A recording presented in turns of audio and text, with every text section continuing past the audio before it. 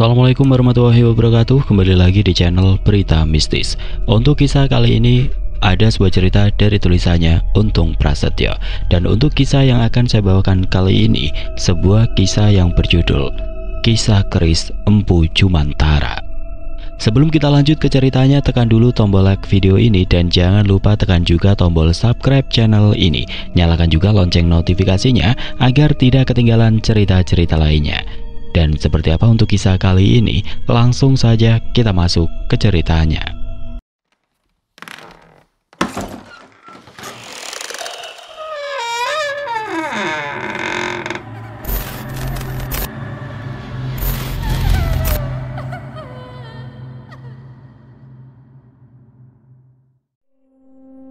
Hari itu Satrio tidak menyangka jika dirinya akan mendapatkan sebuah pengalaman berharga yang sangat sulit untuk dijelaskan dengan logika. Kejadian luar biasa itu tidak hanya membayar rasa keingintahuannya terhadap hal-hal gaib, namun juga merubah kehidupannya di kemudian hari. Pemuda berusia 20 tahun yang tinggal bersama ibu dan dua saudara perempuannya di Jakarta itu memang memiliki rasa ingin tahu yang besar terhadap sosok-sosok makhluk astral dan juga hal-hal gaib yang terjadi di luar nalar manusia. Walaupun sejak berusia 10 tahun Satrio tinggal di kota Jakarta, namun anak sulung dari 3 bersaudara itu yang lahir di sebuah desa yang masih kental dengan adat dan budaya Jawanya. Selain masih menggunakan bahasa Jawa dalam berkomunikasi sehari-hari, Satrio juga sering mendengar cerita dari sang ibu tentang ritual kejawen yang diajarkan para leluhur dari keluarganya.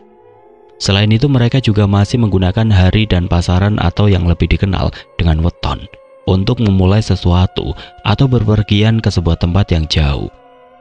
Hal-hal yang berbau klinik pun sudah sering didengar oleh Satrio. Dan dari cerita-cerita orang-orang di sekitarnya itu, dia mulai tertarik dengan hal-hal yang berbau mistis. Kisah-kisah di luar nalar dan juga cerita tentang orang-orang yang memiliki kesaktian tertentu di daerah asal keluarga mereka membuat Satrio semakin penasaran, hingga akhirnya Satrio yang kala itu sedang berada di kampung halaman dari sang ayah bertemu dengan sosok Mbah Gumilar yang memberinya sebuah pengalaman yang tidak akan terlupakan sepanjang hidupnya. Berada di desa kecil yang jauh dari hiruk-pikuk perkotaan memberikan Satrio kesempatan untuk menggali lebih dalam tentang hal-hal yang selama ini hanya dia dengar dari cerita orang lain. Suasana desa yang tenang dengan pepohonan rindang dan jalan setapak yang jarang dilewati kendaraan semakin menambah kesan misterius yang menyelimuti tempat itu. Pertemuannya dengan Mbah Gumilar memang terjadi secara tidak terduga. Saat itu Satrio yang sedang berjalan menyusuri tepian sawah bersama teman yang baru dikenalnya melihat seorang lelaki tua sedang duduk di sebuah gubuk yang berada di pinggir sawah. Wajahnya penuh kerutan, matanya tajam, dan aura yang dia pancarkan terasa begitu berbeda. Temannya yang bernama Wanto itu kemudian memperkenalkan lelaki tua itu sebagai kakeknya yang dipanggilnya dengan sebutan Mbah Gumilar. Dari sorot mata Mbah Gumilar, Satrio bisa merasakan bahwa lelaki tua itu bukanlah sosok biasa. Ada sesuatu yang tersembunyi di balik tatapannya, seolah dia menyimpan banyak cerita yang belum terungkap. Tanpa perlu banyak bicara, Satrio pun langsung merasakan ketertarikan yang kuat terhadap sosok tersebut. Hari-hari pun berlalu, dan Satrio semakin sering mengunjungi rumah Mbah Gumilar bersama Wanto yang baru beberapa hari dikenalnya.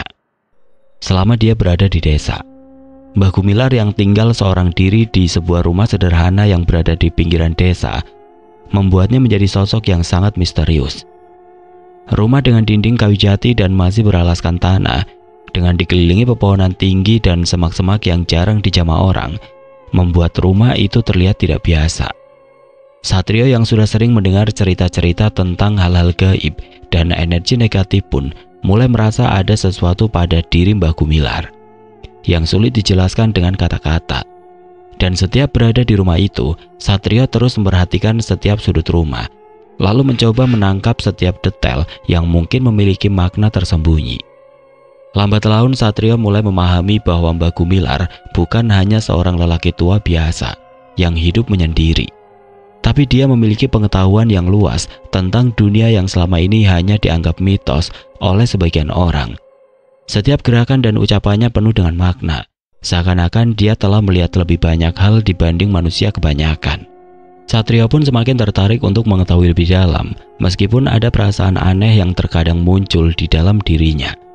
Dia merasa seolah sedang melangkah ke dalam dunia yang tidak sepenuhnya bisa dipahami oleh logika manusia. Namun rasa penasarannya lebih kuat daripada rasa takut yang mungkin mengiringinya. Seiring berjalannya waktu, semakin banyak hal yang terungkap. Satrio mulai menyadari bahwa ada sesuatu yang lebih besar dari sekedar kisah-kisah yang sering diceritakan orang-orang di perkotaan. Pengalamannya bersama Mbah Gumilar bukan hanya tentang sekedar mendengarkan cerita, tetapi juga menyaksikan sendiri hal-hal yang selama ini hanya menjadi bayangan di pikirannya.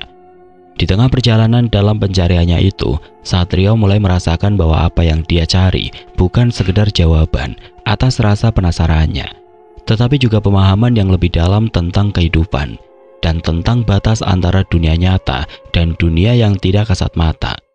Dan melalui Mbah Gumilar lah, Satrio mulai mengerti bahwa ada hal-hal yang tidak bisa dijelaskan dengan kata-kata, melainkan hanya bisa dirasakan dengan hati dan jiwa yang terbuka. Hari itu Satrio yang sudah sejak sore berada di rumah Mbah Gumilar mulai memberanikan diri untuk bertanya lebih jauh tentang benda-benda pusaka dan ilmu-ilmu kejawen yang diketahui dan dimiliki oleh lelaki tua itu. Walau dia sempat merasa sungkan karena Wanto tidak bersamanya, namun dia merasa seperti ada dorongan yang kuat untuk terus bertanya. Selain menanyakan benda pusaka dan ajian-ajian tertentu, Satrio juga ingin mengetahui bagaimana caranya Mbah Gumilar mampu mendapatkan apa yang disebut oleh kebanyakan orang dengan kesaktian. Walaupun awalnya sempat merasa ragu, tapi Mbah Gumilar yang sudah menganggap Satrio sebagai bagian dari keluarganya pun mulai menunjukkan sesuatu yang tidak pernah dipikirkan oleh Satrio sebelumnya. "Tolong bersihkan meja itu, Le," pinta Mbah Gumilar yang memandang ke arah meja di ruang tamunya, yang terdapat beberapa gelas dan teko, serta piring kecil tempat ubi dan singkong rebus berada. Tanpa mengetahui maksud dari Mbah Gumilar, Satrio pun langsung memindahkan semua barang yang ada di atas meja.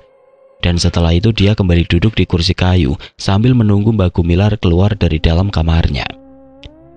"Aku tahu apa yang ada di dalam hati dan pikiranmu itu, Le, dan aku tidak ingin kau penasaran akan hal itu," ujar Mbah Gumilar yang keluar dari dalam kamarnya sambil membawa kotak kayu tua dengan ukiran indah yang menghiasinya. "Maaf, Mbah, sebenarnya memang ada yang ingin saya tanyakan, tapi saya sungkan, Mbah," balas Satrio sambil terus memandang ke arah Mbah Gumilar. "Aku tahu itu, Le, dan aku akan menunjukkannya kepadamu," balas Mbah Gumilar sambil tersenyum. Setelah meletakkan kotak kayu berukiran kuno di atas meja, Mbah Gumilar pun duduk sambil mengusap kotak kayu tersebut, lalu sesekali meniupnya. Dan sesudah itu, dia memberi hormat sambil menundukkan kepalanya dengan kedua tangan di depannya ke arah kotak kayu itu. Setelah semua siap, Mbah Gumilar pun membuka kotak kayu tersebut, lalu mengeluarkan kain putih yang terlihat sangat bersih dan menggelarnya di atas meja. Setelah itu lelaki tua yang sudah berusia 80 tahun lebih itu mulai merapal sesuatu sambil mengambil sebuah keris pusaka miliknya. "Ini keris Kiai Jangkar Bumi, Le," ucap Mbah Gumilar sambil mengangkat sebuah keris dengan warangka hitam yang dihiasi ukiran berwarna keemasan.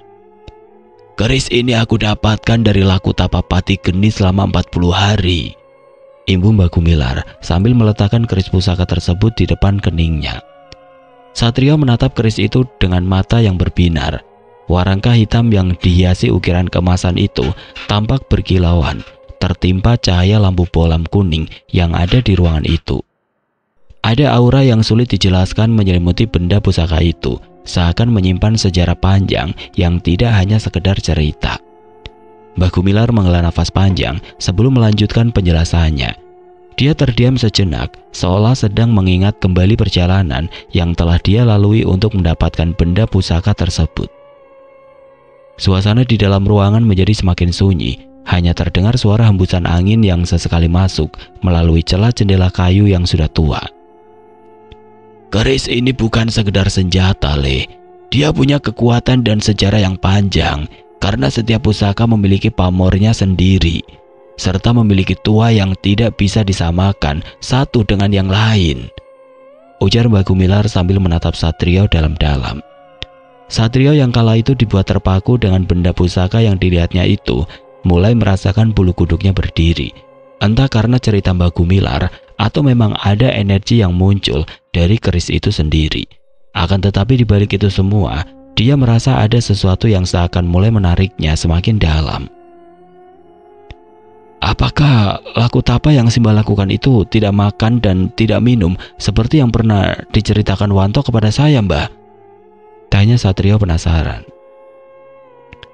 Lakutapa Patigeni yang aku jalani dulu bukan sekedar berdiam diri tanpa makan dan minum, Le. Saat itu di sebuah tempat yang terkenal wingit, aku melakukan perjalanan batin yang menyelaraskan diri dengan alam semesta serta meminta izin kepada para leluhur tanah Jawa. Hingga akhirnya pada malam ke-40 aku melihat cahaya dari dalam goa tempatku bertapa, dan di sanalah aku menemukan keris Kiai Jangkar Bumi ini. Lanjut Mbah Gumilar dengan suara yang syarat makna. Satrio semakin tenggelam dalam cerita itu. Ia membayangkan bagaimana sosok Mbah Gumilar muda berpuasa dalam kesunyian goa yang gelap dan lembab, ditemani hanya oleh hembusan angin dan suara alam yang mungkin menyimpan rahasia yang tidak terjamah oleh manusia biasa. Sejak saat itulah, keris ini menjadi bagian dari hidupku.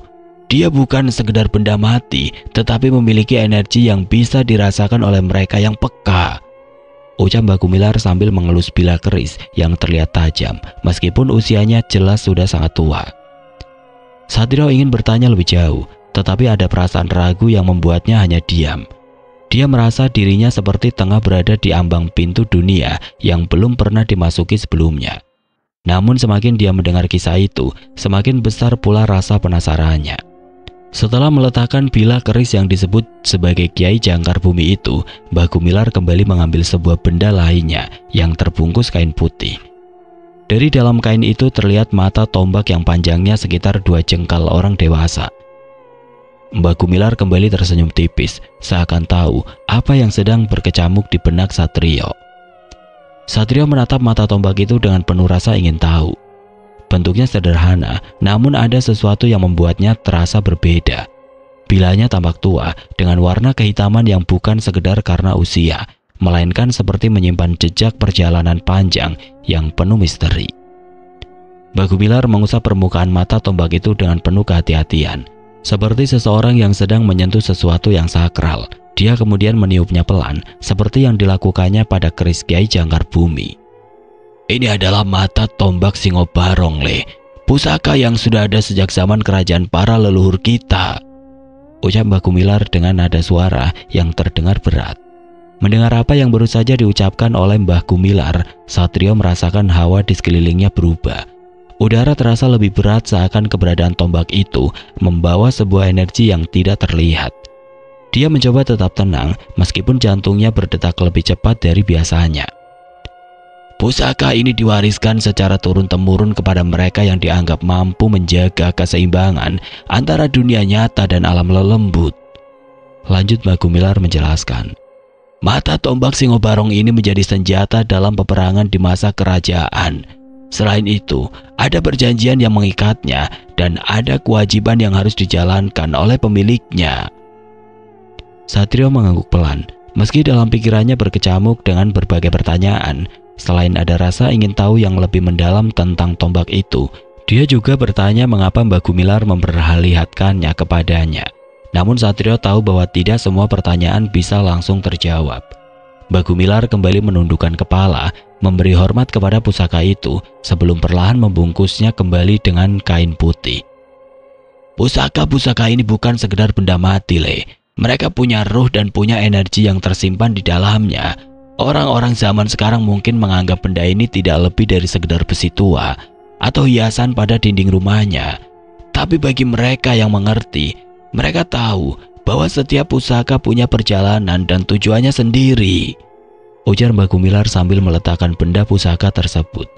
Satrio menelan ludah.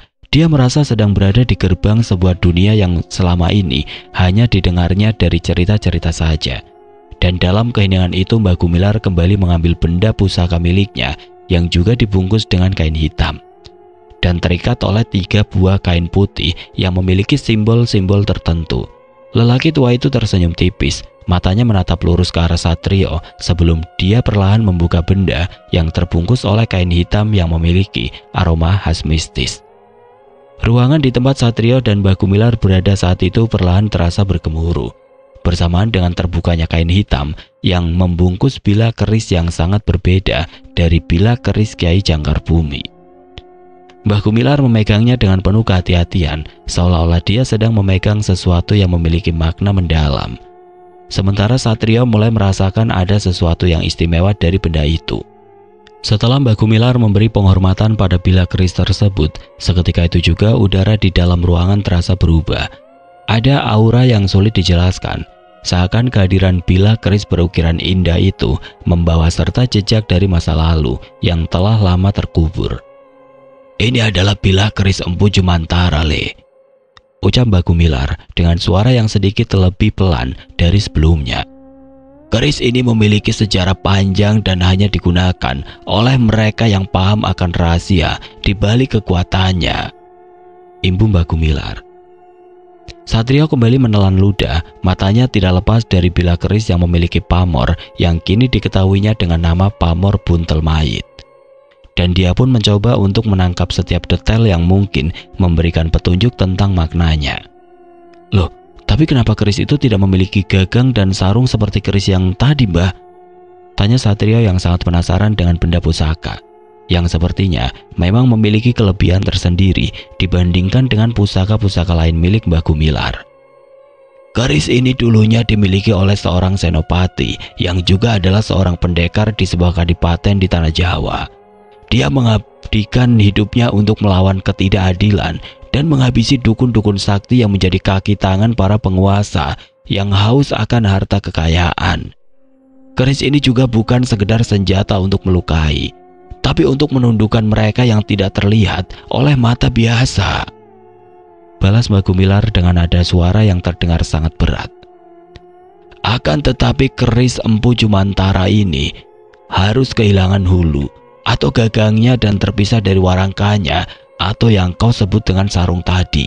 Dan itu adalah awal dari memudarnya kesaktian keris Empu Jumantara yang luar biasa dan mampu menundukkan makhluk-makhluk gaib dari golongan hitam." Hati Satrio semakin berdebar. Kata-kata Mbah Gumilar membuat pikirannya melayang ke berbagai kisah mistis yang pernah dia dengar. "Oh, berarti keris Empu Jumantara ini awalnya memang memiliki gagang dan warangkanya ya, Mbah?" tanya Satrio sambil terus memandang ke arah bilah keris yang perlahan memunculkan sebuah energi yang membuat bulu kuduk Satrio meremang. "Benar, Le. Ada cerita di balik hilangnya gagang atau hulu atau disebut juga dengan dender, serta warangka atau sarungnya. Dan oleh karena itu kekuatan keris sakti ini juga ikut memudar hingga pemilik pertama keris ini pun tewas dalam sebuah pertarungan besar," jawab Mbah Gumilar sambil kembali mengelus permukaan keris dengan perlahan, seakan merasakan kembali jejak energi yang masih tersisa di dalamnya. "Lelaku apa yang Simba jalani waktu itu, Mbah?" tanya Satrio yang sudah membayangkan sebuah ritual besar dan juga laku tapa berat yang dilakukan oleh Mbah Gumilar. "Benda ini tidak aku dapatkan, Le. Dia datang dan memilihku untuk menjadi pemiliknya," ujar Mbah Gumilar menjelaskan dengan wajah yang terlihat lebih serius. Satrio pun hanya bisa terdiam, membiarkan kata-kata yang diucapkan oleh Mbah Gumilar itu meresap ke dalam benaknya. Dia sadar bahwa pertemuannya dengan sosok lelaki tua itu bukanlah sekedar kebetulan, tapi ada sesuatu yang lebih besar yang sedang menantinya, sesuatu yang mungkin akan mengubah cara pandangannya terhadap dunia. Dalam keheningan yang kembali menyelimuti ruangan, Mbah Gumilar perlahan membungkus kembali bilah keris Empu Jumantara dengan kain hitam dan 3 tali yang terbuat dari kain putih dengan simbol-simbol tertentu yang menghiasinya. Setelah itu dia meletakkannya di samping pusaka-pusaka lainnya. Tatapannya masih tajam, seakan sedang menimbang sesuatu yang belum ia ungkapkan.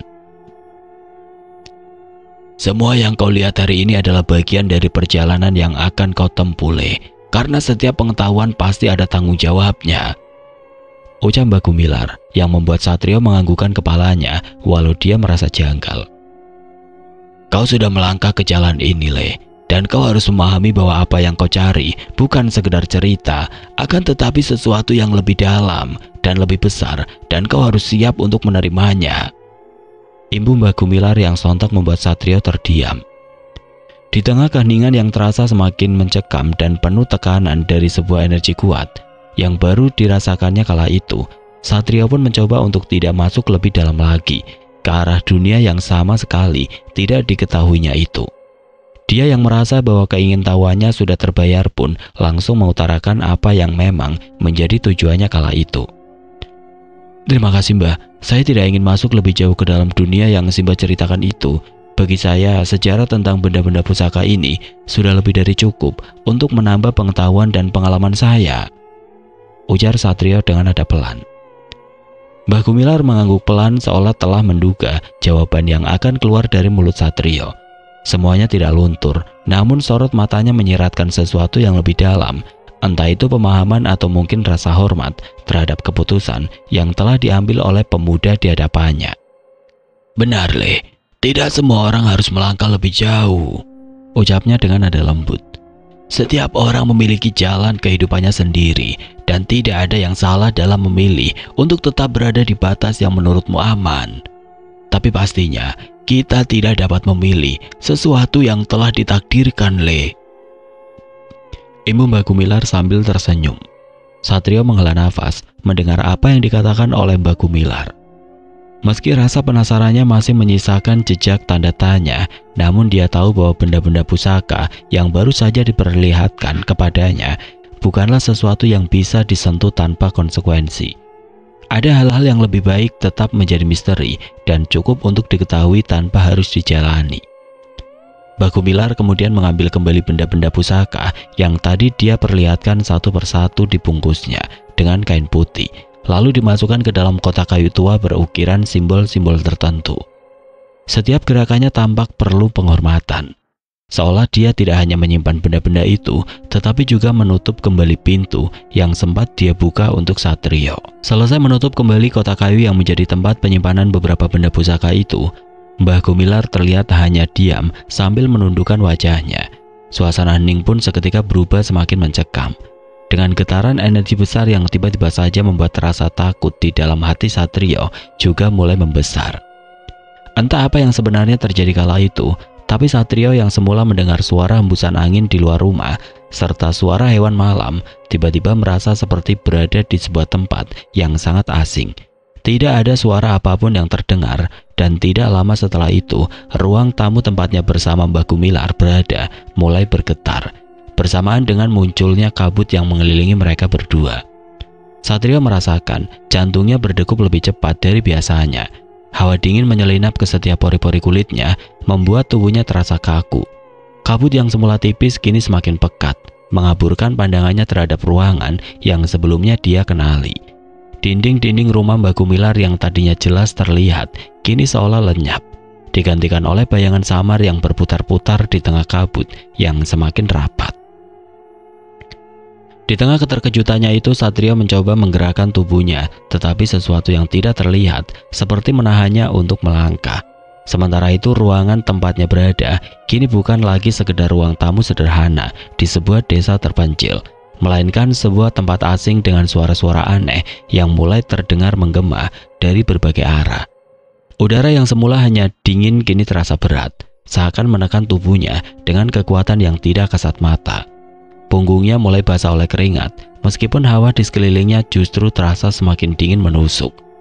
Dalam kepanikan yang perlahan merayapi pikirannya, Satrio menyadari bahwa keheningan yang sebelumnya menyelimuti ruangan itu kini berubah menjadi sebuah dimensi lain yang tidak seharusnya dia masuki.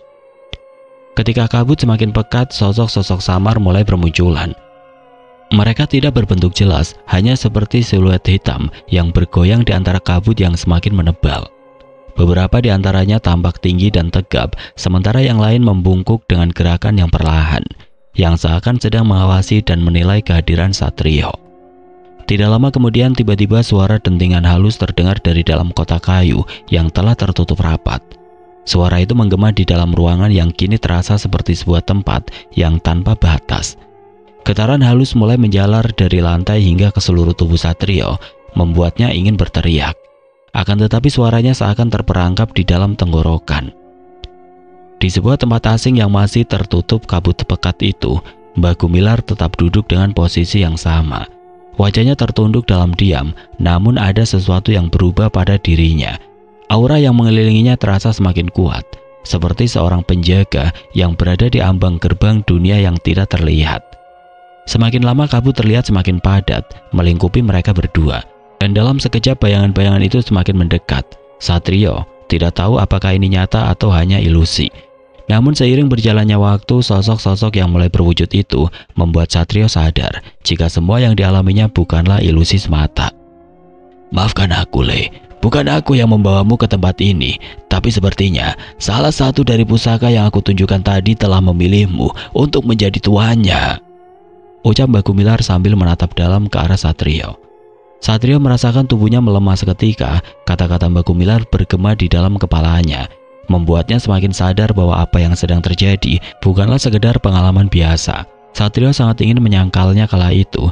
Dia ingin berpikir bahwa ini semua hanya permainan pikiran saja. Akan tetapi semakin dia mencoba meyakinkan dirinya sendiri, semakin nyata pula sosok-sosok makhluk gaib yang ada di hadapannya. Bayangan-bayangan itu kini tidak lagi terlihat samar, mereka menjelma menjadi figur-figur dengan bentuk yang lebih jelas. Beberapa di antaranya menyerupai manusia dengan wajah pucat dan tatapan kosong, sementara yang lain tampak lebih menyerupai makhluk-makhluk dari dunia yang tidak dikenalnya. Udara di sekelilingnya semakin berat. Satrio pun mulai merasakan ada sesuatu yang mengalir dalam tubuhnya, sesuatu yang terasa asing, tetapi terasa begitu kuat. Dari sudut matanya dia melihat kotak kayu tempat pusaka-pusaka tadi disimpan bergetar perlahan, seakan ada sesuatu di dalamnya yang ingin keluar. Di mata Satrio, Mbah Gumilar tampak terlihat tetap tenang dan masih duduk di kursi kayu yang tadi ada di ruang tamu rumahnya. Tatapan sosok lelaki tua itu masih tertuju pada Satrio, namun kini ada sesuatu yang berbeda pada ekspresi wajahnya. Kala itu Satrio melihat bukan sekedar kebijaksanaan dari seseorang yang telah paham akan hal-hal gaib, tetapi juga sebuah kepastian bahwa semua yang terjadi telah ditakdirkan. Tidak lama berselang, tiba-tiba saja kotak kayu tempat penyimpanan benda pusaka yang sebelumnya telah ditutup rapat oleh Mbah Gumilar itu terbuka dengan sendirinya, dan dari dalamnya cahaya redup muncul, berpendar seperti nyala api kecil yang berusaha bertahan di tengah gelapnya malam. Satrio menahan nafas saat menyadari bahwa sumber cahaya itu berasal dari keris tanpa warangka yang dengan sendirinya terlepas dari kain yang membungkusnya. Setelah itu keris yang tadi disebut dengan nama Empu Jumantara oleh Mbah Gumilar itu terlihat melayang dan perlahan-lahan keluar dari dalam kotak kayu tua tersebut. Benda itu bergerak sendiri, seakan memiliki kehendak, sebelum akhirnya berhenti tepat di hadapan Satrio. Seketika itu juga hawa panas mengelilinginya, bertolak belakang dengan hawa dingin dan kabut pekat yang masih melingkupi mereka. Jantung Satrio berdegup semakin kencang, dan rasa takut pun semakin membuncah. Dia ingin mundur dan ingin menghindari takdir yang tiba-tiba jatuh kepadanya. Akan tetapi tubuhnya tetap terpaku di tempatnya, dan pandangan matanya terus tertuju pada bilah keris yang kini bergetar halus di udara, seolah menunggu sesuatu darinya. Ini bukanlah pilihanmu atau pilihanku, Le, tetapi pusaka itu yang telah memilihmu, dan dengan ini kau telah terikat pada sesuatu yang lebih besar dari yang kau kira, ujar Mbah Gumilar sambil menghela nafas panjang. Satrio ingin mengatakan tidak kepada Mbah Gumilar, namun mulutnya seolah terkunci dan tubuhnya terasa sangat kaku untuk digerakkan. Dan yang bisa dilakukannya kala itu hanya menatap Mbah Gumilar sambil mencari jawaban di dalam tatapannya yang bijaksana itu. Namun dalam hati kecilnya ia sudah tahu bahwa hidupnya tidak akan pernah sama lagi setelah malam ini. Hawa di dalam ruangan semakin pekat, seolah mengunci Satrio dalam pusaran takdir yang tidak dapat dia hindari. Cahaya dari bilah keris Empu Jumantara perlahan meredup, tetapi getaran energinya justru semakin terasa menusuk hingga ke tulang. Di tengah keheningan yang mencekam, Satrio merasakan jari-jari tangannya mulai bergerak sendiri, seakan ada kekuatan yang mengarahkannya. Dengan perlahan tangannya terangkat dan tanpa bisa dicegah, jemarinya meraih bagian keris yang disebut pesi, tempat hulu atau gagang keris itu seharusnya berada. Saat kulitnya menyentuh permukaan pesi, seketika gelombang panas menjalar dari telapak tangannya. hingga merasuk ke seluruh tubuhnya, dan dalam sekejap pandangan matanya terasa berputar yang perlahan membuat tempat di sekelilingnya berubah. Ruangan di rumah Mbah Gumilar menghilang, berganti dengan pemandangan luas yang belum pernah dia lihat sebelumnya. Satrio tertegun di tempatnya berdiri. Debu-debu merah berterbangan di sekelilingnya, membentuk pusaran kecil yang meliuk-liuk terbawa angin. Aroma hangat menusuk hidung, sementara panas membara menjalar dari tanah yang retak-retak, mengeluarkan asap tipis seperti uap yang menyembur dari perut bumi. Langit di atasnya tampak kelam, berwarna merah darah dengan guratan hitam yang berpilin-pilin, seakan-akan ada sesuatu yang bergerak di dalamnya. Tanah tempatnya berpijak pun terasa hidup dan berdenyut seolah memiliki nyawa sendiri. Suara-suara samar yang sejak tadi dibawa angin semakin jelas terdengar, seperti bisikan-bisikan mengerikan dalam bahasa yang tidak dapat dia pahami. Belum hilang rasa takut yang dialaminya itu, tanah tempatnya berpijak kembali bergetar, lalu mulai berputar dengan hebat. Dan hal itu membawa Satrio berpindah ke sebuah tempat lain. Sesaat kemudian, tempat yang tadi terlihat sangat mengerikan itu kembali berubah menjadi sebuah tempat yang asri di sebuah pedesaan. Tempat itu seperti berada pada zaman dahulu, dengan bangunan-bangunan yang sulit ditemukan pada masa kini. Di tempat yang terasa sangat sejuk itu terdapat rumah joglo besar, lengkap dengan orang-orang yang terlihat seperti prajurit kerajaan yang membawa tombak dan tameng, seperti pada masa kerajaan. Bersamaan dengan berpindahnya Satrio ke tempat yang terasa sangat indah itu, tiba-tiba saja di hadapannya berdiri sosok yang berpakaian seperti panglima perang pada zaman kerajaan. Sorot matanya tajam, penuh kewibawaan, dan seolah dapat melihat jauh ke dalam jiwa Satrio. Satrio ingin bertanya dan ingin memahami apa yang sedang terjadi, tetapi sebelum dia bisa mengeluarkan suara, sosok itu mengangkat tangan kanannya dan menunjuk lurus ke arah Satrio. Seketika itu juga muncul kilatan cahaya dengan kekuatan luar biasa masuk ke dalam tubuhnya, mengisi setiap ruang kosong dalam dirinya dengan sesuatu yang asing tetapi begitu kuat. Tubuh Satrio bergetar hebat saat cahaya berkekuatan luar biasa itu menyatu ke dalam dirinya. Dia merasa aliran energi yang begitu dahsyat mengalir melalui nadi-nadinya, memenuhi setiap inci tubuhnya dengan kekuatan yang tidak pernah dia bayangkan sebelumnya. Tubuhnya terasa ringan, tetapi dalam waktu yang sama kekuatan itu begitu padat dan berat, seolah-olah membawa beban dari dunia lain. Mata Satrio terbuka lebar, menatap sosok misterius yang masih berdiri di depannya. Sosok itu tidak bergerak, namun tatapannya terasa semakin dalam. Wajahnya tidak dapat terlihat dengan jelas karena diselubungi cahaya putih yang berpendar lembut. Namun sosok itu memancarkan wibawa yang sangat kuat. Seolah-olah dia adalah sosok pemimpin yang berasal dari dunia lain yang tidak terjangkau oleh manusia biasa. Saat tangan dari lelaki itu masih teracung ke arahnya, Satrio terus merasakan gelombang energi masuk ke dalam tubuhnya.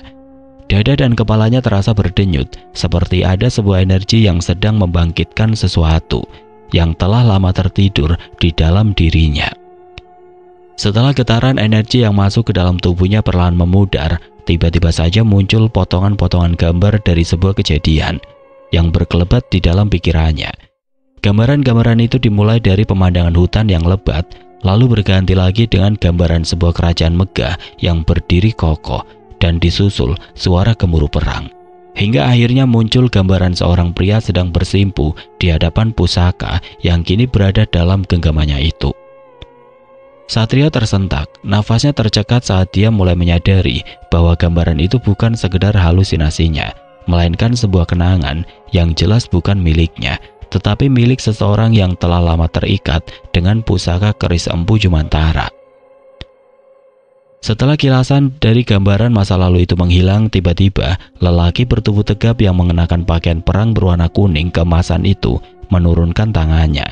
Dan seketika itu juga kabut dan bayangan dari makhluk-makhluk gaib serta pemandangan aneh di sekeliling Satrio pun mulai memudar.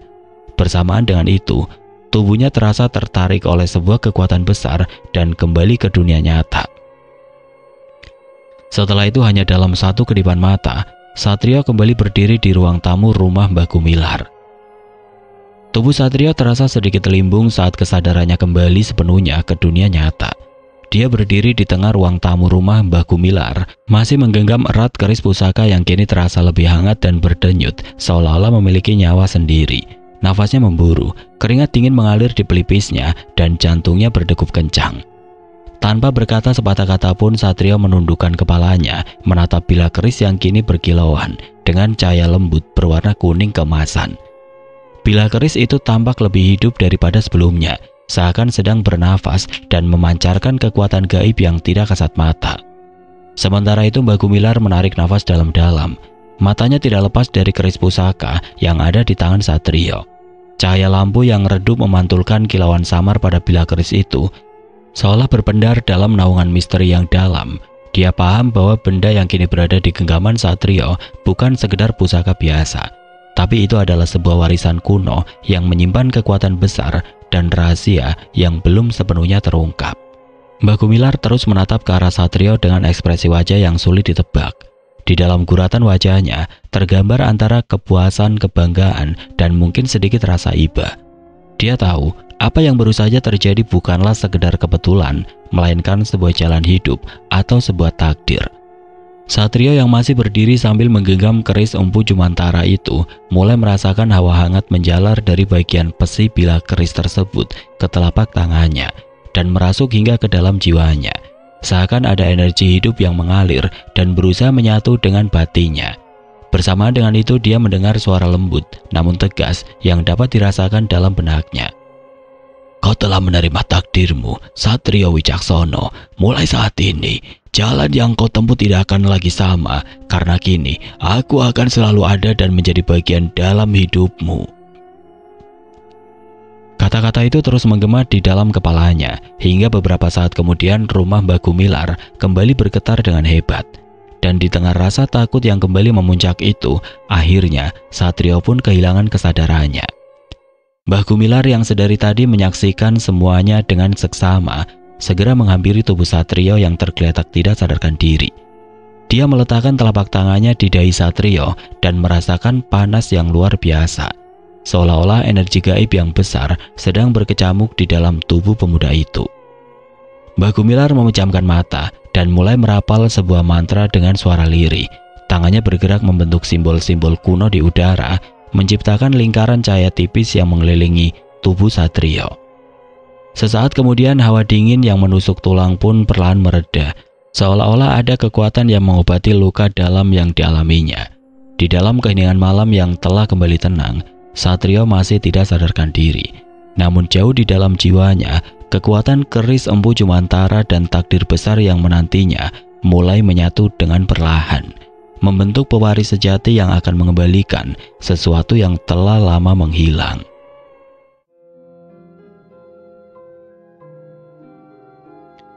Oke teman-teman, sampai di sini dulu ceritanya. Nantikan kelanjutan kisah ini di video berikutnya. Agar tidak ketinggalan, klik tombol subscribe channel ini dan nyalakan lonceng notifikasinya. Wassalamualaikum warahmatullahi wabarakatuh.